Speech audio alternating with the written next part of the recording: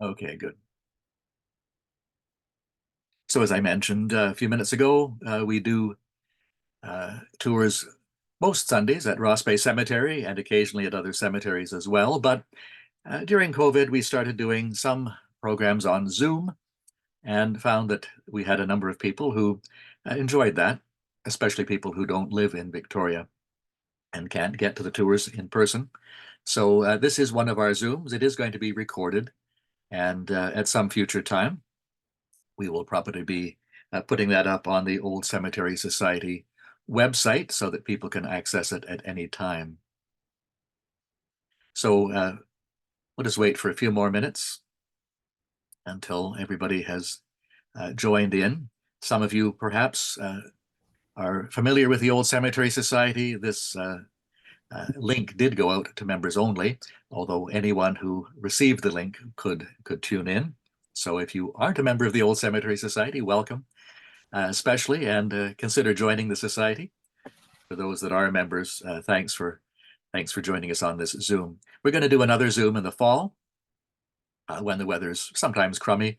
Now, today the weather's not so bad here in Victoria, but we often think of this time of year when it can be chilly and wet. So a good time to have a Zoom. But for the history of Ross Bay Cemetery, it's great to have some pictures, and we can do that more easily by Zoom when I start sharing my screen with PowerPoint. So we'll start in formally now, and I'd like to acknowledge that the Old Cemetery Society does its work on the traditional territories of various Indigenous people, specifically at Ross Bay Cemetery, on the territory of the Lekwungen speaking peoples. The Songhees and others in this area have provided a huge background for most of the work we do, and we almost always do include Indigenous people in our tours, and many buried at Ross Bay Cemetery and other cemeteries as well. And in the case of Ross Bay Cemetery, it's particularly appropriate to mention the fact that the land was the territory of the Lekwungen-speaking peoples, and there were important fishing sites and village sites right there at Ross Bay. But in the early 1850s, after the land had been subdivided and sold by the Hudson's Bay Company, the first person in British Columbia, the first woman in British Columbia to own land in her own name, Isabella Ross, bought most of the site that is now Ross Bay Cemetery, and she was Indigenous herself. She was Anishinaabe, so not Lekwungen from this area, but Anishinaabe from the middle part of the continent. It's always an important thing to remember. So why don't we begin? I had some trouble earlier on sharing my screen, but I think it's time to start right in, and we will do that now. And for those of you that can see it, if at any time it doesn't work, just let me know, because it's difficult, as some of you know, to actually see this once we're underway. So the Old Cemetery Society got going in the mid-1980s, and we have been doing our tours every Sunday with just a little bit of a time gap around Christmas and early January. And we've been doing 45 tours per year since 1987. So Ross Bay Cemetery is the location where most of our tours take place. And it is arguably the most important Victorian era cemetery anywhere in British Columbia, possibly in Western Canada. It dates to 1872, officially opening in 1873, but the first burial was 1872.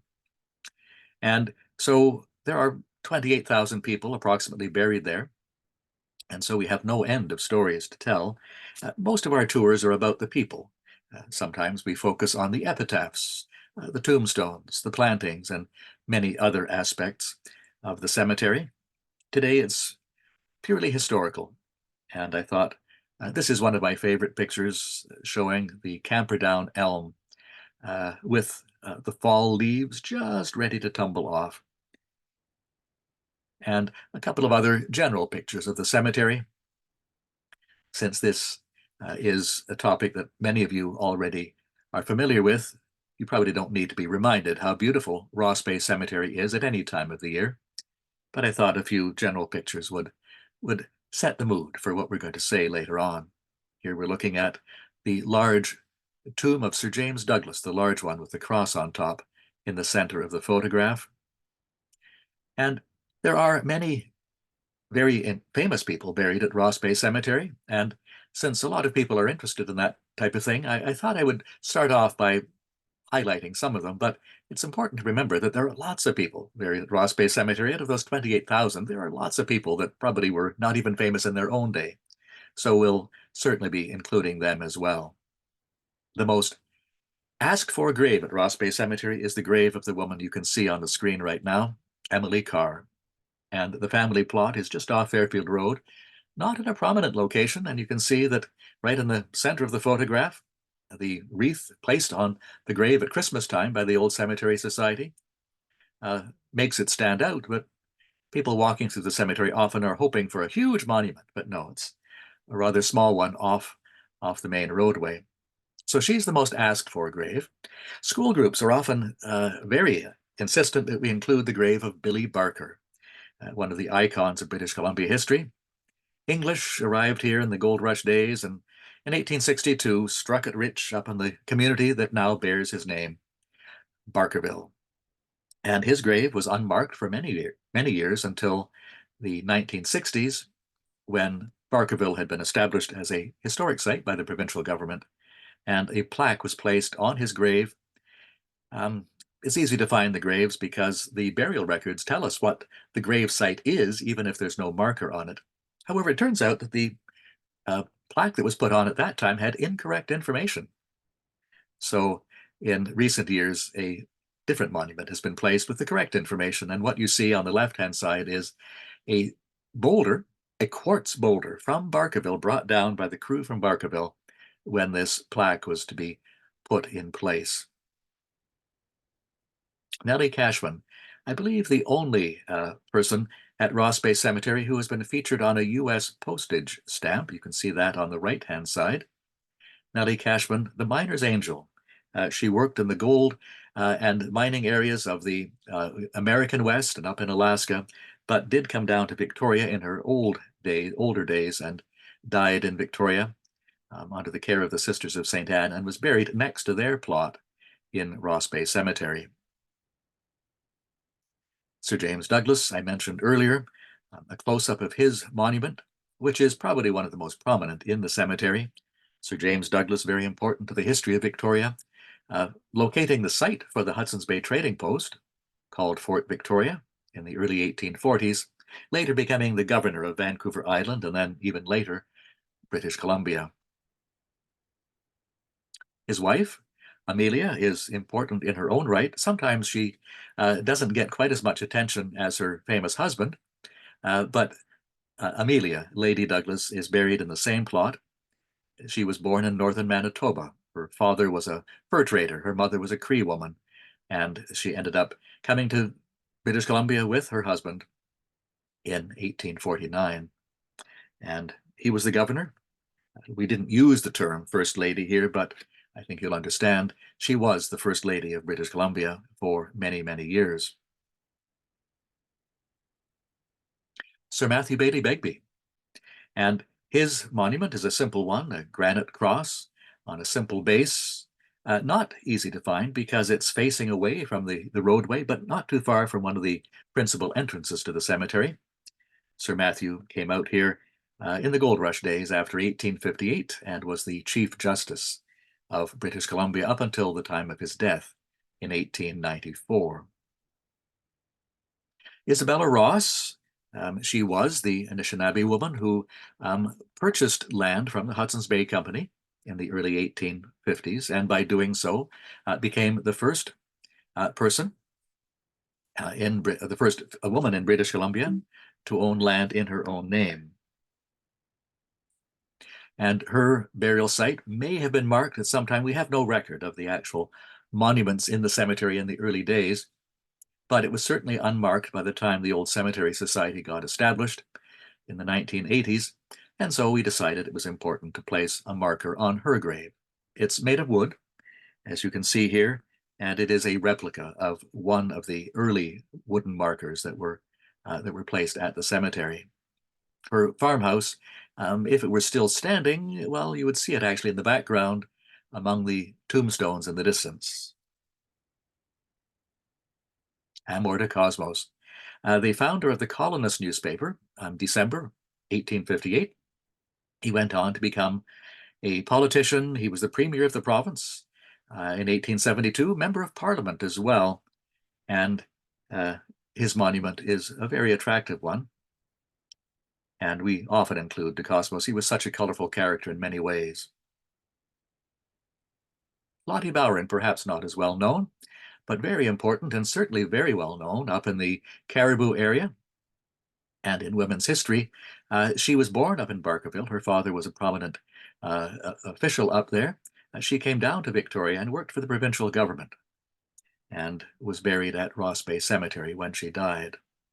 She set up a program to assist female teachers in remote communities around British Columbia. Young women, often on their own, away from home for the first time, needed support, and she was the one who provided that support over many years. Robert Dunsmuir, he found some coal near Nanaimo when he was mining there with the Hudson's Bay Company, and he eventually became the richest man in British Columbia based on his coal mining, and moved down to Victoria, became a politician, died in 1889, just before his magnificent home, Craigderrick Castle, was completed. His widow, Joan, moved in, and you can see the monument on the left bearing Robert's name and Joan's name. And if you look around it, many other names of the family as well. Now, coming forward in time, Terry Rexton, many members of the old Cemetery Society will remember her, and she was one of the founding members back in the 1980s, but she's probably best known for the books that she wrote about Francis Rattenbury and others. And she died, unfortunately, at too young an age and was buried in a very prominent location in Ross Bay Cemetery, almost right beside Sir James Douglas. And her husband, Don, lived on for a number of years afterwards. He was a president of the Old Cemetery Society in the early 2000s, and he is buried in the plot with her. Michael Williams, coming up to the present day. Michael Williams, very well-known developer. He came to Victoria with virtually no money at all, worked hard, bought a couple of old buildings, fixed them up, and kept them, and then bought more. And he died very suddenly on a plane going to the United Kingdom in the year 2000, but he left his estate to the University of Victoria, and so they overnight became the largest private landowner downtown. Michael Williams' ashes are placed in this very handsome monument at the western side of Ross Bay Cemetery, not too far from Memorial Crescent. Now we have some magnificent monuments in the cemetery. I'd just like to focus on a few of those. This one, taken a few years ago in the spring, Giacomo Bossi. There were many members of the Bossi family, a couple of brothers who came from Lombardy in northern Italy. The time of the gold rush after 1858, they all seem to have done quite well. And Giacomo's family had this beautiful angel placed on his grave. And with the spring trees blooming in the distance, I couldn't resist taking this picture several years ago. Unfortunately, the large tree that you see in the foreground bending up to the right, well, we don't get much snow in Victoria, but a couple of winters ago we did get a heavy, wet snowfall, and that branch came crashing down and knocked off the left-hand wing of Giacomo Bossi's angel. Fortunately, the Old Cemetery Society was able to put it back. One of our former presidents, Wilf Brooke, was the one who arranged for that and did most of the work himself. So it looks as good as new, but if you get up close, you can see there's a mark where the wing had been taken off. More sculptures. This one was carved by George Kirsup, one of the most prolific monument makers and one of the best monument makers we find at Ross Bay Cemetery. It's a woman in mourning holding a wreath, leaning on an urn, representing death. During the Victorian era, people did not cremate, but the urn, a symbol of cremation during classical times, is often seen on graves at Ross Bay and other cemeteries of the same era. The Dean's family. Two brothers came out from Scotland with the Craigflower settlers in the early 1850s. They did not like Kenneth Mackenzie, the bailiff of Craigflower Farm, and so they split with him and started their own farm. And they have a very handsome monument on their grave in the Presbyterian section of the cemetery. This one is also carved by George Kersop. Not sure who carved this angel for the grave of the Pooley family. They were well-known politicians, lawyers, and attorneys general over two generations, members of the provincial legislature from Esquimalt. And this angel, with big outspread wings, leaning against a very rustic cross, is a very prominent marker right beside one of the main roadways leading into Ross Bay Cemetery off Fairfield Road. And it's always ablaze with beautiful flowers, and in the spring, I think, is the prettiest time with all the daffodils planted by the current generation of the family who have tended the grave very well. Fine carvings, smaller, however. This one by a man by the name of Gallardi, not related to the politician Flying Phil Gallardi of the 1960s, but a townsman of Carlo Bossi, who was one of the Bossi brothers from Lombardy. And Mr. Gallardi came to town for a couple of years in the 1890s, and there are at least three very fine monuments with his carving, and it's very distinctive. You can see in the close-up on the right, it's deep, deep carving. It's not just lightly incised. The flowers look real, and you can actually put your finger through the gap behind the stem on the right-hand side. It's probably some of the finest carving in the cemetery. More recently, we find many families are looking for something different, something modern. And so this grave for Dennis Edward Morgan is one of them, put on just a few years ago in 2015. And lots of symbolism on this beautiful boulder. And you can see the figure on the left, human figure, and then moving up, eventually becoming a bird in flight as it heads off into the distance. And more recently, this one, Stephen Dick, at the entrance to the cemetery off Memorial Crescent at the end of May Street. There are many people who are wanting to have modern monuments, such as this one, and there are many people who come to the cemetery to look for these now. For a while, the monuments were not so great. Victorian era, big monuments, lots of fabulous carvings, and then it kind of tapered off in the mid-20th century, but now it's great to see some of the very original pieces of art like this one on the grave of Stephen Dick. And the mausoleums. We have 7 or 8 of them, big above-ground monuments. They have slots inside where the coffins are placed behind big slabs of marble. Some of the mausoleums have people buried underneath as well, but they were a very ostentatious way of displaying a person's wealth, but also providing some extra burial spaces. The Rithett Mausoleum is probably one of the finest, and it's in the northwestern corner of the cemetery near Fairfield Road. Some monuments were designed by architects, and Francis Rattenbury designed this one for the Crease family. It's a very simple cross, but a very unusual size. And so we know that Francis Rattenbury designed this one on the grave of the Crease family, who were well known. Sir Henry Perring Peru Crease was a justice of the Supreme Court of British Columbia back in the late 1800s. And Samuel McClure, another famous architect, end of the 1890s and through the early 20th century, designed this enclosure and monument for the Agnew family. The Agnews made a lot of money in Montreal, manufacturing silk cloth, but moved to Victoria and bought a huge house up in Rockland, and members of the family are buried here with the enclosure around it. A very simple monument, but nonetheless, it's quite distinctive at Ross Bay. designed by Samuel McClure.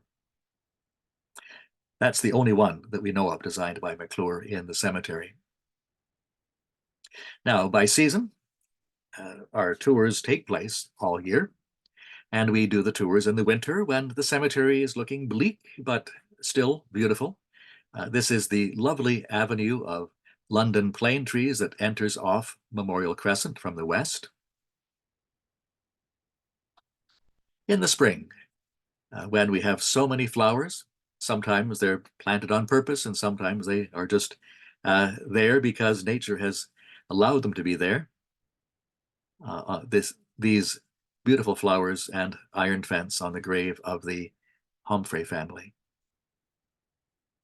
And summer. It can be very dry in Victoria during the summer, and this would have been taken very early in the summer when everything was still green.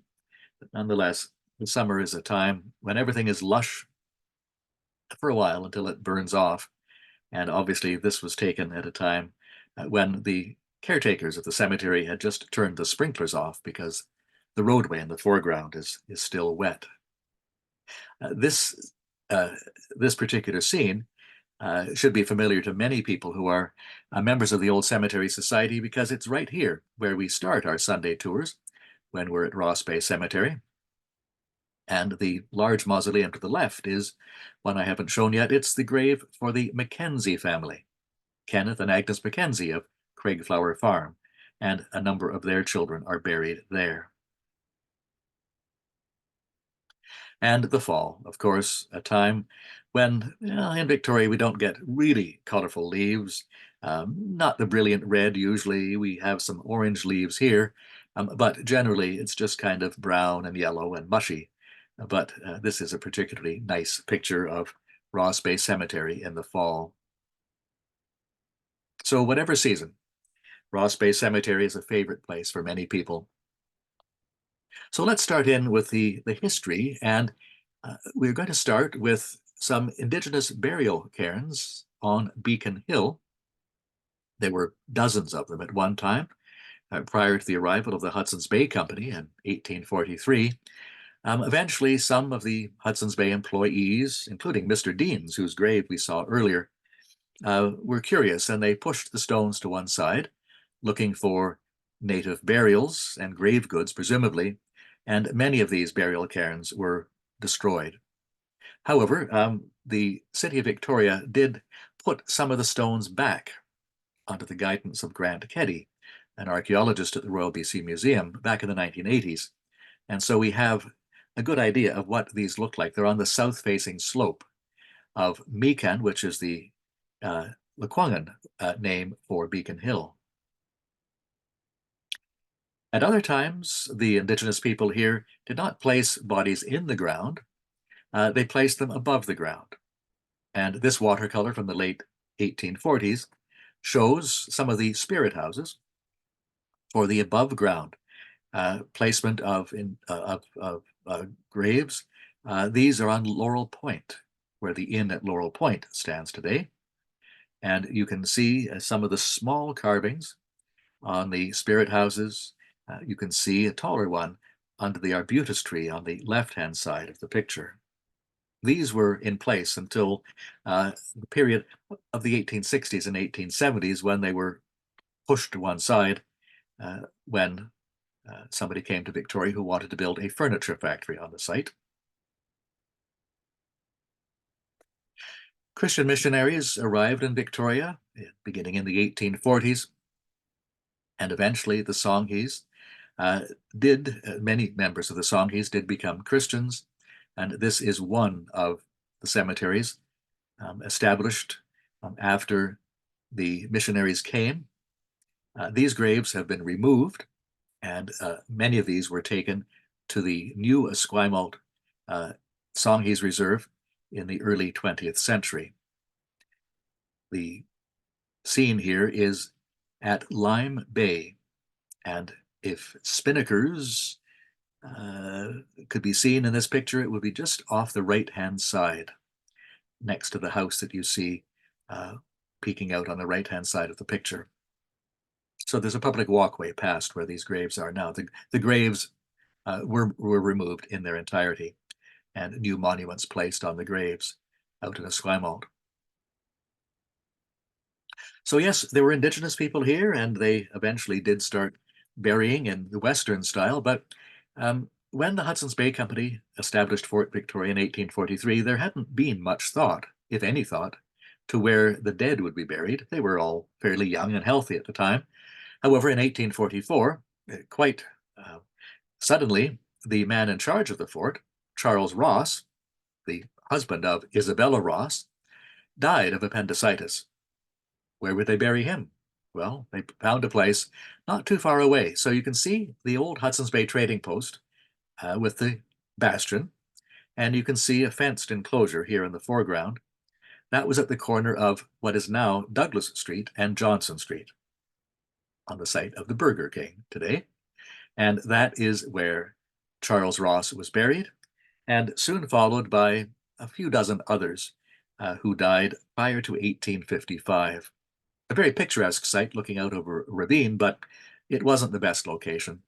And so in 1855, a new burying site, now called the Old Burying Ground, was established on the outskirts of town on Quadra Street, next to what is now Christchurch Cathedral.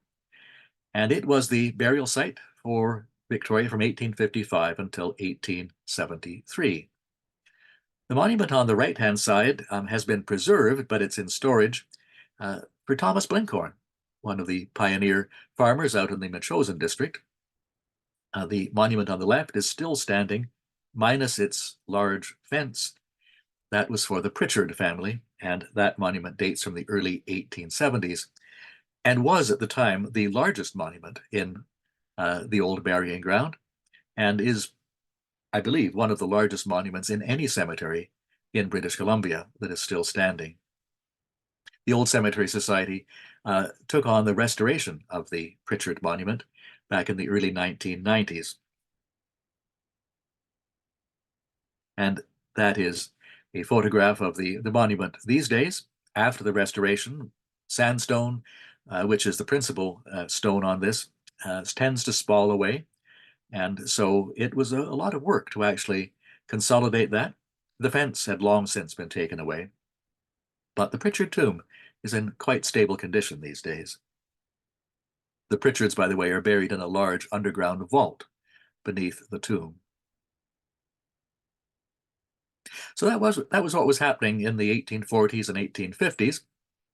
But everything changes rather abruptly in 1858 when gold was found on the Fraser River and 30,000 miners descended on little old Fort Victoria with the Songhees village on the opposite side of the harbor. This colorized engraving from the London Illustrated News, the vantage point is from the Songhees Reserve on the west side of the harbor, looking across to the burgeoning gold rush community that was built up around Fort Victoria.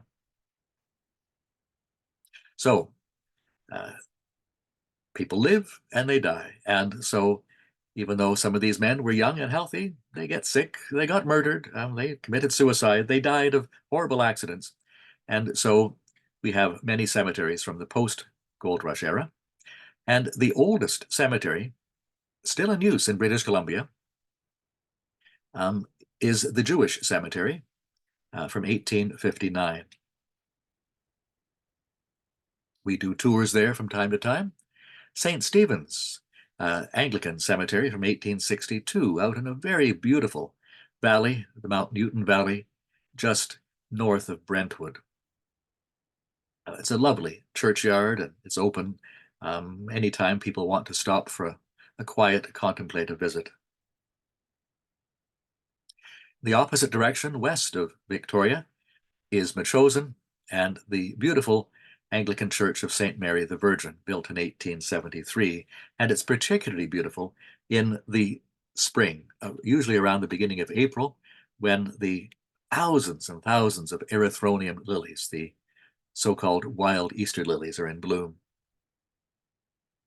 And in 1878, the Royal Navy, then based at Esquimalt, established a burial site to replace an earlier one that was on an island near the entrance to the harbor.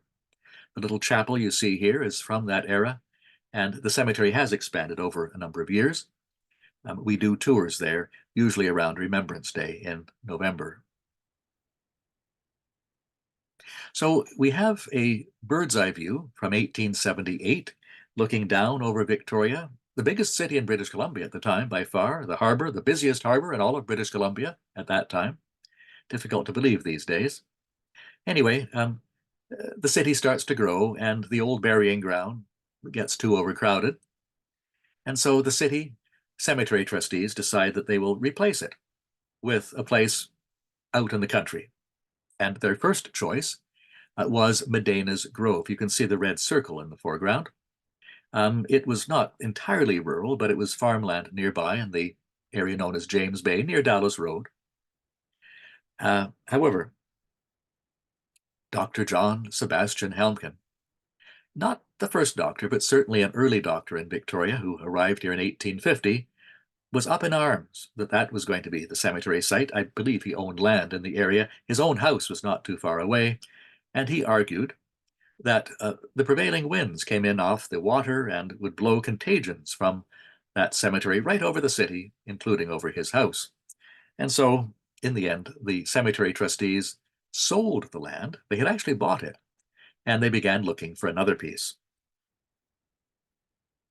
And so let's turn our sights to Fairfield, the large, almost 1,000-acre tract of land that Sir James Douglas had purchased in the early 1850s. You can see down at the bottom of this map, Clover Point. And it says to the right, Foul Bay, but that is actually what we now call Ross Bay.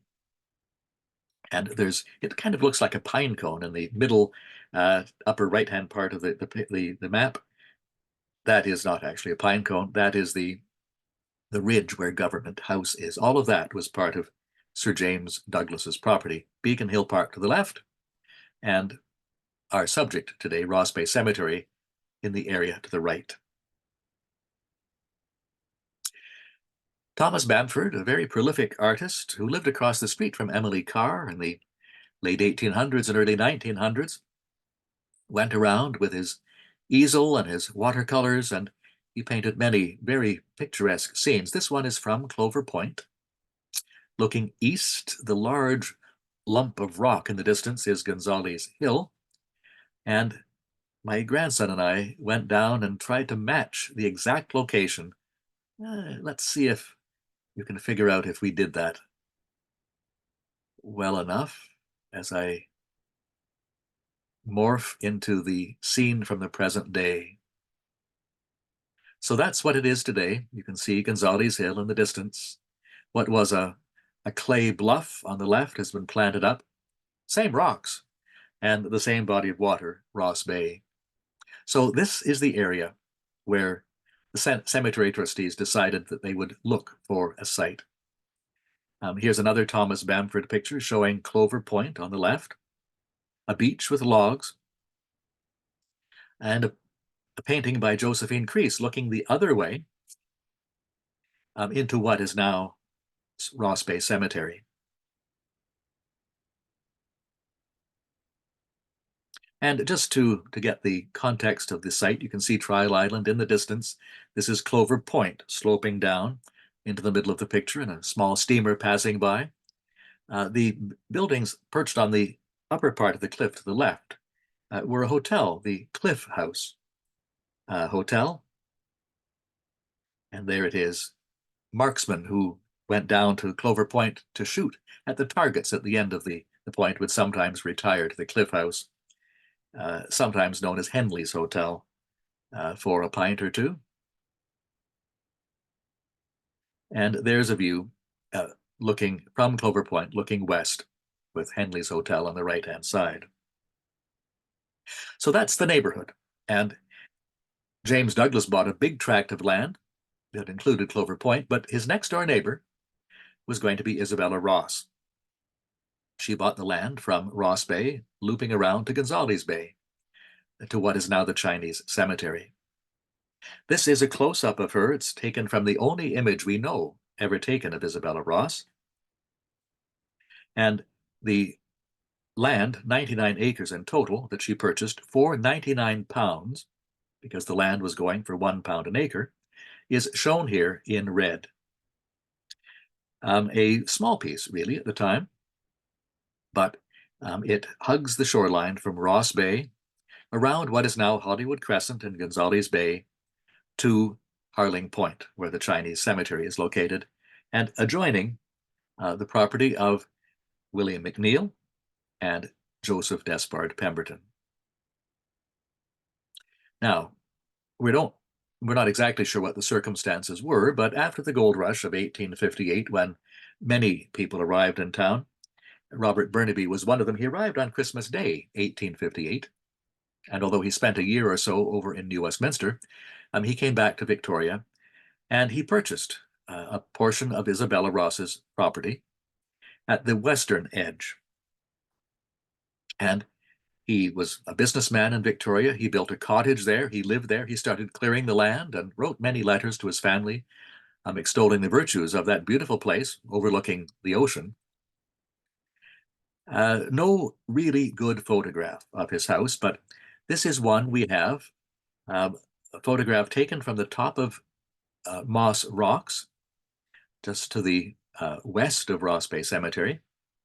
A large house in the foreground built by Thomas Lett Woods, a lawyer, later moved away to Africa to take up a colonial post there. The building became many different things. It was a boys' school. It was a hotel for a while, and later became the old men's home. To the left, you can see hidden by a tree, a bit of a blurry building. That is Ross Bay Villa, built in 1865 and occupied by the Francis Roscoe family. Roscoe was a hardware merchant and became a member of Parliament. And then in the area above the large house, the Lett House, you can see a number 2. As far as we know, that is Robert Burnaby's house. And it's the only picture we have of that house. And it stood very close to the entrance to Ross Bay Cemetery off Fairfield Road, where we start our tours. And then over to the right, you can see a lower house with a number 1 on it. That is the only picture we have of Isabella Ross's farmhouse. Now, the photograph that I just showed you was taken from the top of Moss Rocks, where the family of Augustus Pemberton, he was the commissioner of police, lived with his family. And here's Thomas Bamford again. It was a very picturesque house, and it's gone now, but nonetheless, Glenville was the name of that house, and the camera for that earlier photograph was taken from somewhere up here, looking out over the cemetery. And here is Augustus Pemberton and his 2 children, and it was Charter's Cecil Pemberton that you can see on the right that actually provides us with a lot of the very early background of Ross Bay Cemetery. C.C. Pemberton was interested in everything around him, natural history, and some of the photographs, possibly the one that I just showed, were taken by him. But he gives us a lot of detail. He said that when the cemetery trustees were planning to buy Robert Burnaby's property for the cemetery, the local neighbors were up in arms.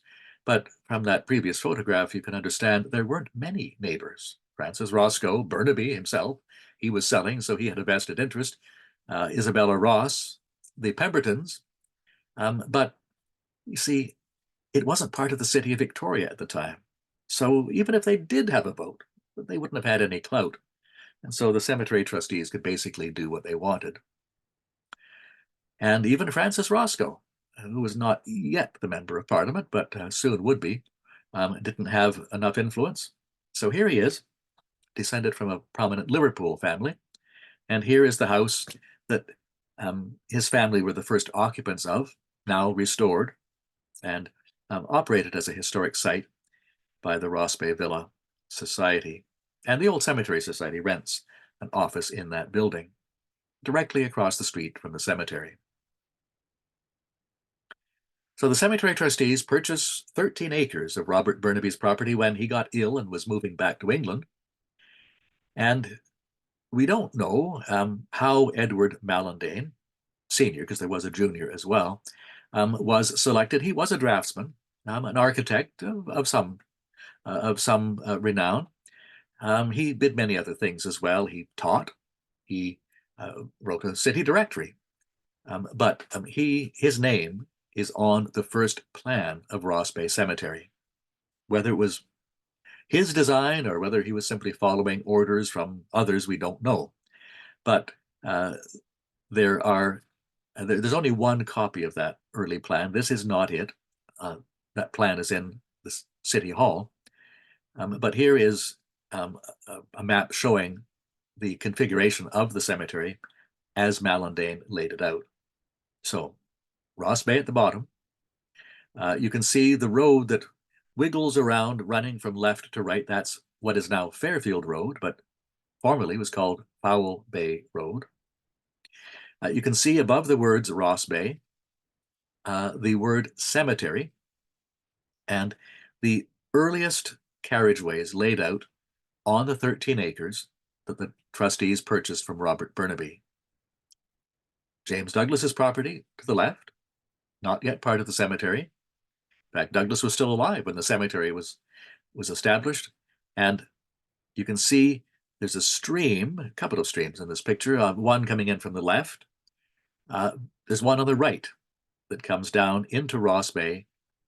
And if you look to the right of that stream, you can see the outline of Isabella Ross's farmhouse. She still retained that portion and the area over to the right. Now, the inspiration for the design of Ross Bay was not unique.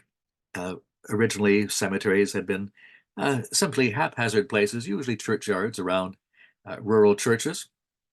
But Napoleon put a stop to that in France in the early 1800s because disease was rampant and the cemeteries in the cities surrounding churches were posing a public health hazard. And so he decreed that cemeteries henceforth should be outside the cities in rural ground and not attached to churches.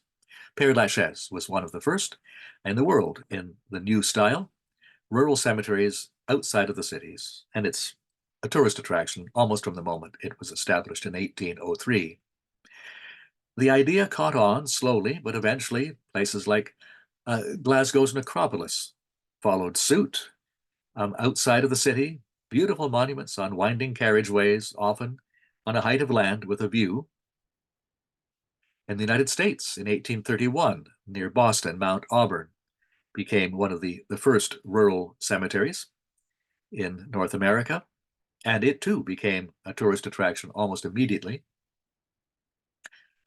In England, John Claudius Loudon, a gardener, decided that cemeteries should be laid out in specific ways, and he wrote a small treatise about this, and this is one of his illustrations showing open land with winding carriageways, all to be very picturesque, with trees, upright trees, and specific trees that are appropriate for mourning, appropriate for cemeteries, should line the roadways, but not be placed inside the large grassy areas in between the roads. And in London, it wasn't the first, but certainly one of the most famous cemeteries in this new model, Highgate Cemetery, outside of the city, North London, and beautiful monuments. Today it's very overgrown in part, but is a major attraction because of the fascinating monuments and the some of the very interesting people who are buried there. So it's quite likely that people involved in designing the new cemetery, including Mallandane, were familiar with those precedents. But in 1873, Mallandane's plan is prepared, and the original idea was that the cemetery would be laid out according to those precepts, winding carriageways. Oh, by the way, in this picture, I show the original portion in red, 13 acres in the middle of what is now the cemetery. The area to the left in green and the area to the right in blue were added later, and we'll talk about those in turn. So the original 13 acres, winding carriageways coming in off Fairfield Road, taking into account the contours of the land. It's not steep in this location, but it does uh, slope down from Fairfield Road to Ross Bay, radiating out from a central axis with beautiful views out over the water and the Olympic Mountains in the distance. You can see I drew this map myself, and Robert Burnaby's house, the approximate location is shown in the upper portion of the red area. And just to give you a better idea of the streams that flanked the cemetery, they had no name. So I've named them. The South Fairfield stream on the left, draining the area of South Fairfield, emptying out into Ross Bay, where Memorial Crescent joins Dallas Road. And the stream on the east, which I've named the East Creek, drains down from the swampy area below Government House. And the swamp where Fairfield Plaza is would have been just about where the name East Creek is. And then it wiggled down through a fairly deep cut, entering into Ross Bay. And then Isabella Ross's farmhouse shown off on the right-hand side. Now, there were some impediments to just designing a cemetery, and one of them came in the form of two bishops, George Hills, the Anglican bishop, and Modeste Demers, the Catholic bishop, because according to the Anglican and Catholic faiths, people should be buried in consecrated ground. And so they requested, in fact insisted, that the cemetery trustees allocate specific portions of the cemetery to the Anglicans and Catholics so that it could be properly consecrated. In developing this idea, the other religions, the Methodists and Presbyterians, decided that, oh, why not? They didn't necessarily need to consecrate their ground, but if the Catholics and Anglicans had their own sections, they would as well. Noah Shakespeare, later a mayor, a postmaster of Victoria, and a photographer, however, also weighed in, and racism rears its ugly head at this time because he insisted that Chinese were not wanted. And we'll see what the result of that was in a moment or two. So the divisions that were laid out in 1872, when the cemetery was purchased and first established, were what we see here.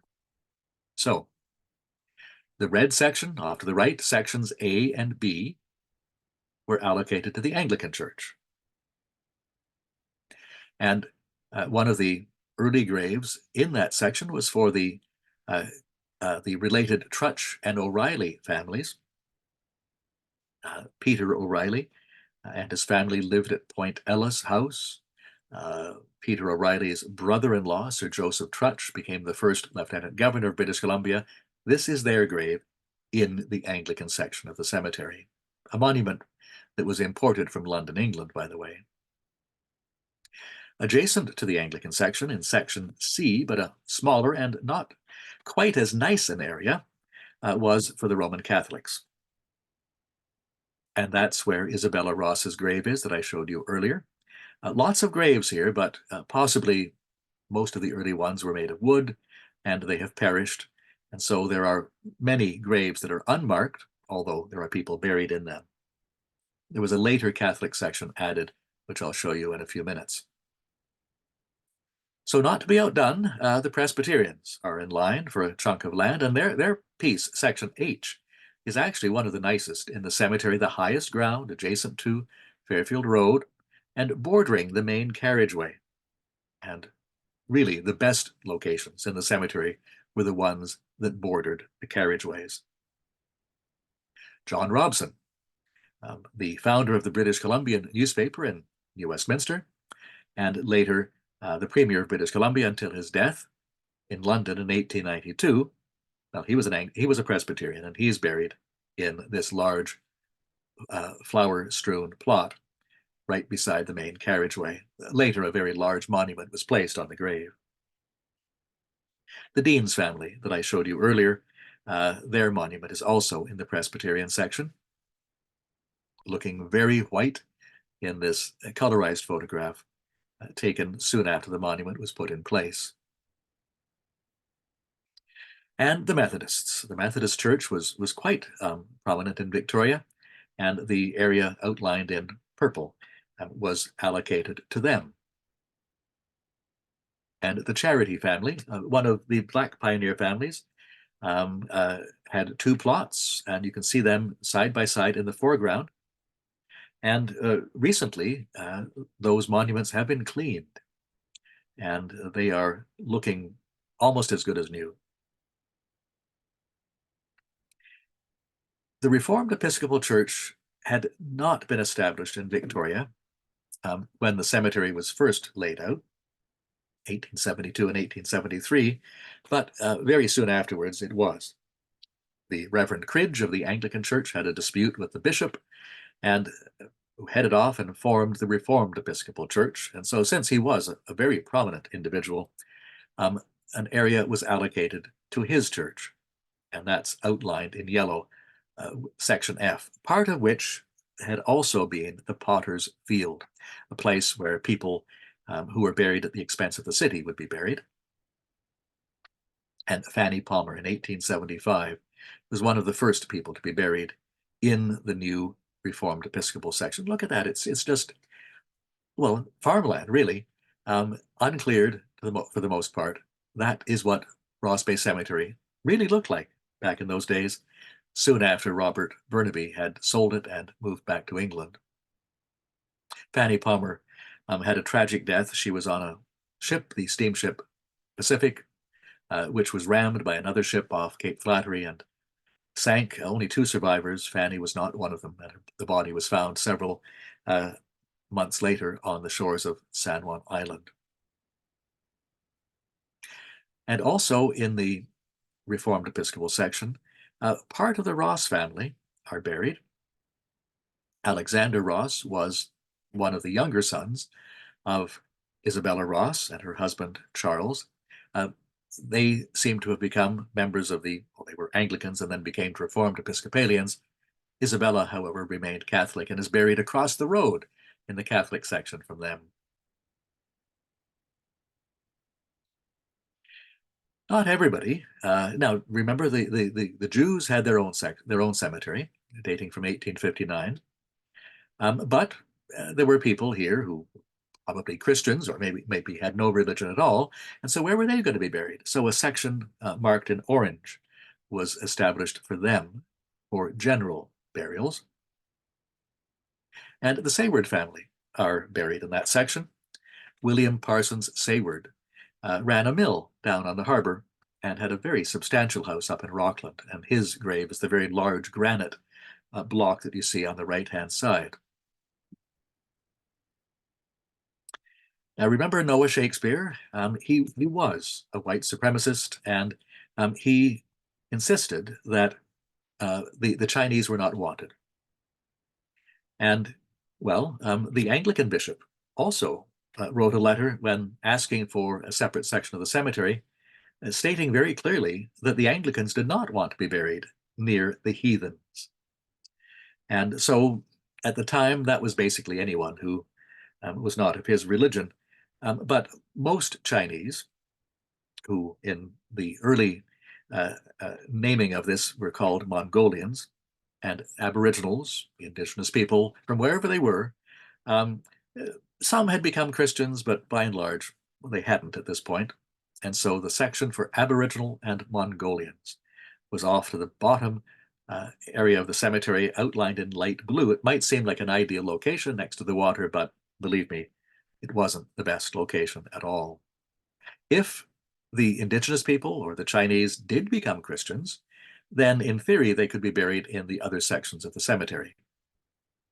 And many indigenous people did become Christians, and they are buried in their respective sections, particularly in the Methodist area. A few Chinese converted to Christianity, and there was a bit of a dilemma. If they did, where were they going to be buried?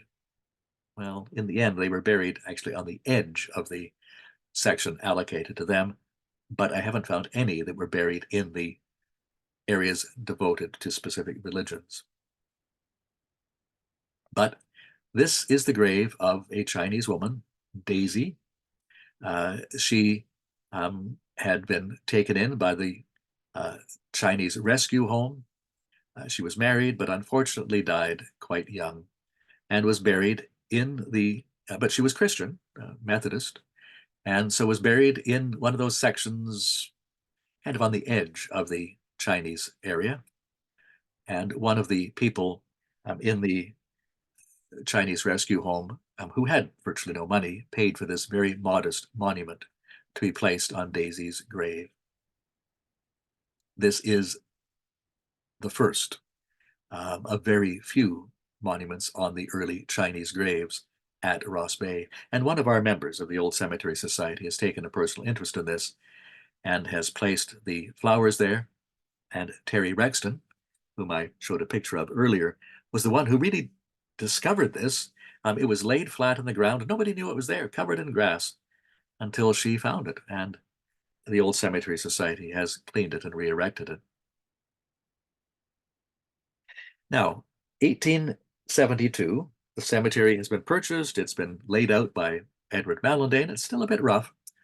And on Christmas Day, 1872, Mary Letitia Pierce died of consumption. Her husband was one of the cemetery trustees, and so special permission was given for her to be buried in the cemetery that was not yet officially opened. You can see Isabella Ross's farm in the distance, and this is Mary Letitia Pierce's grave. The vault of B.W. Pierce, it says. She was buried in the vault underneath. That is the home that the Pierces lived in, a big stone building up in Fernwood neighborhood. House is gone, but the neighborhood name is still there. And this is a picture taken recently of the Pierce family grave, showing that ledger stone over the burial vault for Mary Letitia. She was the first person buried in the cemetery. Now, not too long after that, Fanny Palmer, whose grave I showed a picture of earlier. Oops, let's go back to that because I was too quick to press my button here. That's what the scene is like today. How bleak it was and how grown up it is now. 1877, James Douglas, just in his 70s, dies, and he was at the time probably the most famous individual in Victoria. You can see up on the hill the old Christchurch Cathedral. The Reverend Cridge had broken away from that and formed the Reformed Episcopal Church down in the foreground. The Douglas family joined the Reformed Episcopal Church, and so when he died in 1877, his funeral was conducted by Cridge from that church, and you can see a very large group of people and carriages ready to take the body to Ross Bay Cemetery. And the family arranged for a monument company in San Francisco to design and fabricate the monument. You can see this. This is the watercolor proof that the family were sent in 1878. He died in 77, but this monument was put in place early in 1878. Also in 1878, Francis Roscoe died in December.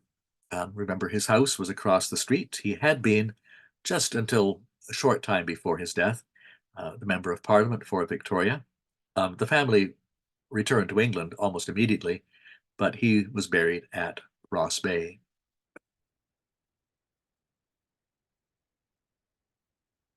And this photograph has always intrigued me, and I've shown it before on some tours. And one of the members of the Old Cemetery Society and a few others have helped trying to figure out exactly where it is. And it's probably the grave of the Lanuvo family in the Anglican section of the cemetery, but obviously very, very early on, with virtually no other monuments in sight, and a fence that shows the outline of the early cemetery dating back to 1873. And I tried to figure out exactly where that might be, and this is somewhere near there. although I think I probably did get it wrong on this particular one. But you can see the cemetery has developed a huge amount since those early days. There were Chinese buried at Ross Bay from the earliest time, and although in some places the Chinese would have been relegated to a separate cemetery, in Victoria they were always buried with other people at the old burying ground and at Ross Bay Cemetery, except they were set off from the others in a portion apart. So their portion, the southwestern corner of the cemetery, you can see here they had an altar for the burning of uh, papers, papers representing money, clothing, and other things to provide for the dead, and a large table or altar on which offerings of pork and other things could be placed to feed the dead. The Potter's Field was probably a feature of most early cemeteries, a place usually not very good ground, um, a place where people who committed suicide, stillborn infants that had not been baptized, criminals, people found washed up on the beach, various people, people passing through town that really had no family connections, they would be buried at the expense of the city in the Potter's Field. And this is an early view, review of that section. Lots of graves there, just not very many markers. There was to be a caretaker's residence, and there was until the early 1920s. It was a remote area out in the country, and perhaps they were worried of vandalism, but also, who knows when the funerals were going to take place, and there was no instant communications in those days, not even a telephone, of course. And so the caretaker had to be there to make sure that the gates would be open and that there wasn't going to be any vandalism. So the caretaker's residence stood almost exactly where the caretaker's shed is today. And I have no proof of this, but I have a feeling that Robert Burnaby's house might have been moved on log rollers over to this site. It's not exactly like Burnaby's house appears in that earlier photograph, but I think they wouldn't just have torn his house down. So this site was not too far away. I suspect that's what happened. It would be nice to find some proof of that, but so far it has been elusive. From the porch, upper porch of the caretaker's residence in 1885, this photograph was taken looking east toward Gonzales Hill. There's a large white gate up in the upper left. That is the gate where the Old Cemetery Society gate was put in 2023. And we're looking out over the Methodist section in the foreground with the Presbyterian section behind it. You can see some family members here, probably on a Sunday afternoon, who have come out to tend the grave of some member of the family recently departed. And of course, I couldn't climb up to the roof of the existing caretaker's shed, but from down below, I took this photograph, which is about as close as I could find to the original vantage point. When the caretaker's house was removed in the early 1920s, that area, which was surrounded by the general section, was developed for graves almost immediately. Some cemeteries had chapels, and I think the only one in Victoria from the early times that had a chapel was the cemetery out in Esquimalt for the Royal Navy. However, there was a plan to put a chapel at Ross Bay. Some chapels were magnificent, like this one at Crown Hill Cemetery in Indianapolis, and others, like the Naval Cemetery Chapel of 1878, were more modest. This one made of wood, but still standing. But Ross Bay never did end up with a chapel at all, even though there had been plans for one. I think probably one of the problems was who was going to build it. The feuding churches would not have cooperated, probably, and probably most of them were not wealthy enough to build a chapel anyway. Christchurch Cathedral burned down, a new one was built. That's the one you see in this painting by Sophie Pemberton from the early 1900s. The old cemetery closed in 1873, officially, when Ross Bay Cemetery opened. And it pretty soon became a tangled mess, as you see here, picturesque with broom blooming, but just a tangle of bushes and weeds. So 1873, the cemetery opens, as we see, with all those divisions that we've talked about, but it's going to expand. And so in 1893, the cemetery trustees purchase a big chunk of land on the western edge from the estate of Sir James Douglas. Douglas had died in 1877. He had left his estate to his only son, portions to his daughters, but most to his son. And this was purchased from the trustees after the son had died. Outlined in red, you can see the black box where the house of the former Thomas Lett Woods had been. The city purchased the property and the house was on it. What are they going to do?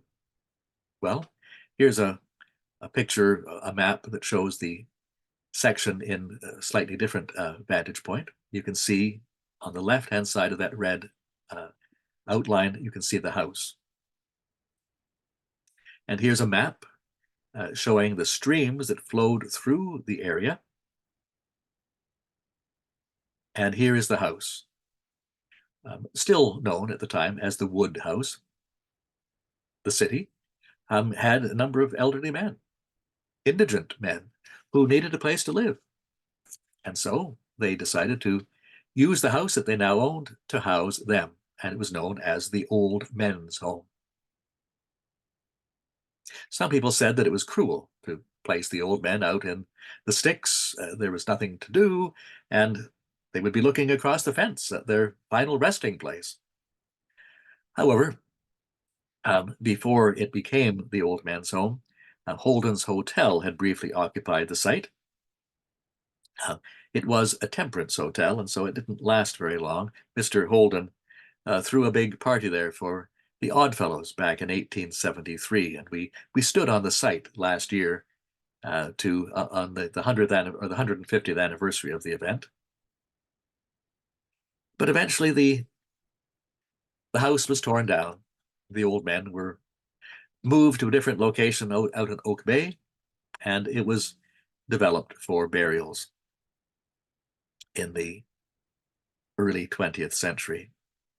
And Mr. Virtue, who had a hotel in Oak Bay, has a prominent grave site in that area, just about where the driveway would have been for the Old Men's Home. And you can see in the distance some houses on Memorial Crescent that are still standing.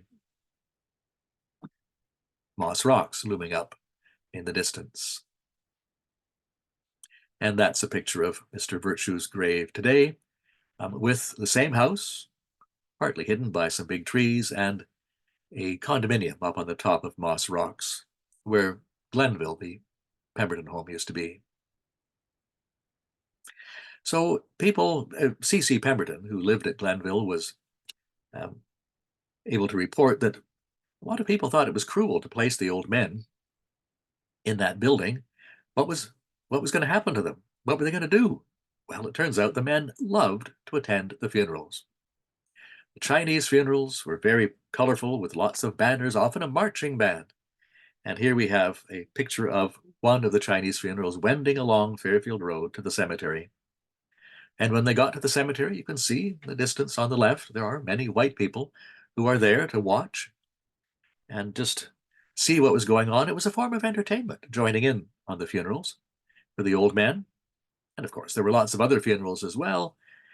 Here's the funeral of somebody whose name I don't know, but obviously a prominent individual with lots of carriages. It's quite likely that the old men might have known some of these people, and so they would join in as well. And for the military funerals, when they fired a volley over the grave, it was even more fun.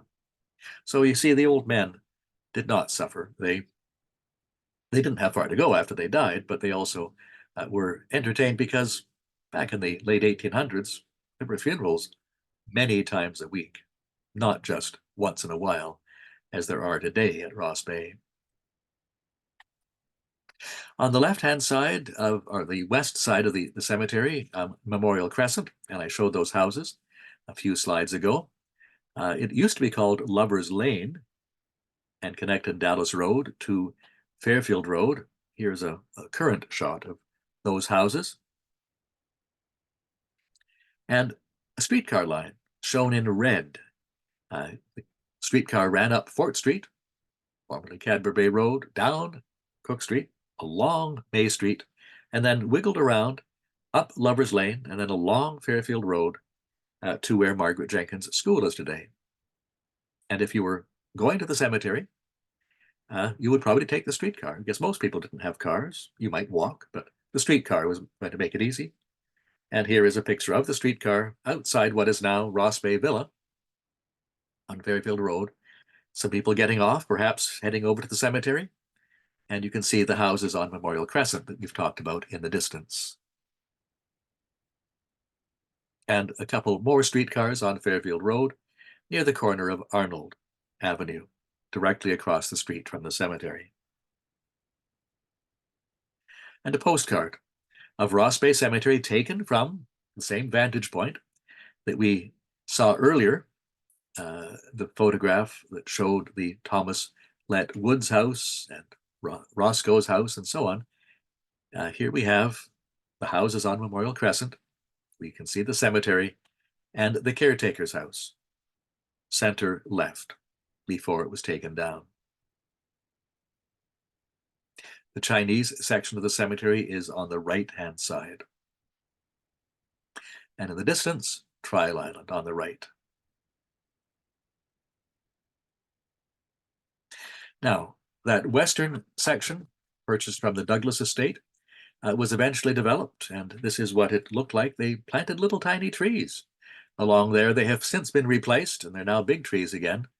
But this is what it looked like. The trees that we have now have grown up very large, but originally the cemetery was devoid of any large plantings. Here are some pictures of that section. The Fernie family. Mr. Fernie gave his name to Fernie in southeastern British Columbia. Moss rocks in the distance with a communications mast right on top. And this is what that same view looks like today. The Fernie grave has unfortunately been damaged, and it needs a bit of a clean, and it's covered with moss, but you can see it's the same one. The mast on Moss Rocks is gone. But if you're up there, the ring bolts that held the mast in place are still there. Another view of that section, taken around the same time, but before the trees were planted. And we'll morph that into the view from that same location today.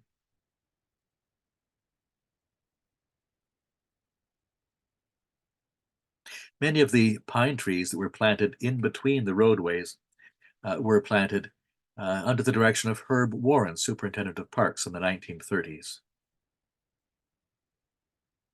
Now, the Chinese and some others were buried in the southwestern portion of the original cemetery.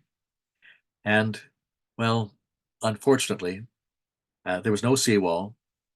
The storms lashed against the clay bank. And in the early 1900s, several large storms, culminating with a big one in 1909, washed away many graves. So you can see here the graves marked in yellow were the graves of Chinese people, and the red graves are the graves of other people.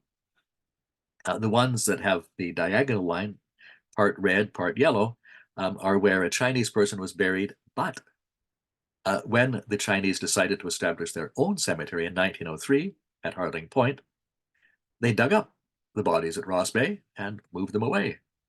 And eventually the city of Victoria resold those graves. So they're the ones that are showing the two colors. But look down at the bottom. All of those graves, the yellow ones, were washed away. And there are two black lines. One is the edge of the slope where the cemetery joins Dallas Road. And then the bottom black line, heavy black line, shows the Dallas Road curb. And then everything below that was out on the beach. All of those graves were washed away. Now, admittedly, some of the bodies had already been exhumed and moved to the Harding Point Cemetery. but we just don't know because the records were very, very incomplete. This is Harling Point, established by the Chinese Consolidated Benevolent Association in 1903. You can see Gonzales Hill looming up, and this was part of Isabella Ross's farm. Many years before, they built an altar there, just like they had built one at Ross Bay. And in order to prevent the sea from washing away more graves, the city decided they'd better do something. And so a seawall was built, and the decision was made to run Dallas Road beside the cemetery, right behind the seawall. Now, the seawall didn't really work. And here's a picture showing the cemetery along the Dallas Road frontage. See, there's hardly any plantings. The seawall and Ross and Dallas Road are on the right-hand side. Here's a rather blurry picture that is a close-up of that. But my family moved to Ross Bay across the street from the cemetery in 1960, and this scene could be one that I remember as a kid. This one is from 1932, after a storm. Huge amounts of sand and gravel and logs, big ones, chucked up, breaking the seawall and blocking Dallas Road right at Memorial Crescent. This is exactly what it looked like. I remember one day when I came home from school, this is what met me. I had to clamber over the logs to get to my house. So, yeah, King Canute discovered that you can't hold back the sea. The city of Victoria should have known as much. Another view of the same thing. People used to go down and saw up the logs. You can see the seawall has been broken and bits are lying all over the area where the sidewalk is. And at Clover Point, there were some private boathouses. They didn't fare very well either. So the western extension we've talked about. We'll turn our sights to the eastern extension, which was acquired by the city of Victoria in 1906, formerly the property of Isabella Ross and later her heirs. The map that I showed earlier with streams on the western side of the cemetery, you can see in blue the stream that flows down in the area through Fairfield Plaza and emptied out into Ross Bay. Now, it turns out that there had been some burials in the 1890s in that section already. Some of the Songhees had become Catholic, and I don't know exactly what the arrangements were, but it seems that some of them, James Siomax, who was a chief, is buried there, along with his wife, Mary, and several others. I always thought perhaps that these had been moved, but no, they were there first. Here's Siomax, chief of the Songhees. And the Friday family were also prominent members of the local indigenous community. These graves are on the eastern side of the cemetery, up against the hedge where the St. Charles Street lane is. So this section, here's a close-up of the Friday grave. Friday Harbor on Salmon Island is connected with this family. And you can see the houses right beside the cemetery, fronting onto St. Charles Street. So this section was allocated to the Roman Catholic Church to expand the original Catholic section that was actually quite small. So have a look where the circle is. That was the mouth of the stream. That is where Sikhs were given permission to have funeral pyres. Generally, Sikhs do not bury their dead. They cremate them and then scatter the ashes on flowing water. So they built funeral pyres on the beach, lots of driftwood to burn, but at high tide or a stormy day, that wasn't feasible. And so they were given permission to actually have their funeral pyres inside the cemetery, just around where the mouth of the stream emptied out into Ross Bay. These pictures are not in that location. These ones are the only ones I could find. These ones are out in Saanich. But you can see Sikh funeral pyre being ignited.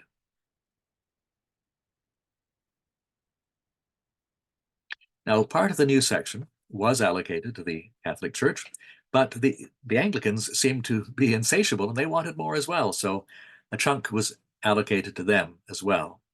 And the mausoleum for Harry Helmken is in that section. He was the youngest son of Dr. John Sebastian Helmken. That's where the Pooley Angel was established in 1912. And a very poignant monument, the very small baby chair for a baby in the Campbell family, placed there in 1918. And I showed this earlier, the Agnew Monument, designed by Samuel McClure, placed there in 1915 in the Anglican section. Samuel Matson, 1917, he had once been the owner of the Colonist newspaper, a beautiful site overlooking the ocean. And in World War I, there were some empty grave spaces here. And so the Imperial War Graves Commission had been established to look after the graves of military men and women who died overseas, where the bodies would be buried. But if the military were here and they died within a certain amount of time after the end of the war, they would be given a grave. And so there are several sections at Ross Bay that were used by the Imperial War Graves Commission. This is the biggest one, dating from the period at the end of and just after World War I. With the Cross of Sacrifice from 1923 being one of the dominant features there. There are three of them in Victoria. There's one at Ross Bay. There's one at the Veteran Cemetery, the old Royal Navy Cemetery in Esquimalt, and there's one at the entrance to the Royal Oak Burial Park. They are all over the world. The Catholic Church did acquire a large portion of the eastern section that I've just mentioned, and the biggest plot there, in fact, the biggest single plot in the entire cemetery, is allocated to the Sisters of St. Anne. They had been burying their dead on the grounds of St. Anne's Academy, but that was no longer feasible. In the early 1900s, they established this section with small white marble crosses. 2 nuns per grave were buried there. Today, the sisters, who are still around but getting elderly and slowly dying off, are burying their dead out at Hatley Memorial Gardens. This is a picture taken just 2 years ago, showing the section for the sisters. Many of the crosses were vandalized, and so they decided they would replace them with more easily maintained markers like here. Now, just a few pictures to finish up, showing some of the diversity of plantings and monuments. The Camperdown elm. It's a symbol of weeping. It's anything that is weeping is a symbol of mourning. The boxwood, very important in early cemeteries. In early days, pre-Christian days, it was believed that boxwood would ward off evil spirits around graves. Acanthus leaves were associated with burial sites in Greece. Places where acanthus grows are really difficult for other things to grow, and so they were often associated with the potter's field. And so acanthus leaves became associated with cemeteries, and on the grave of Charles Moss, there are acanthus leaves cast into the iron. He was the mold maker at the Albion Iron Works. Here's a close-up that shows acorn leaves and acorns, or oak leaves and acorns and Welsh harps, and the acanthus leaves on the fluted pillars.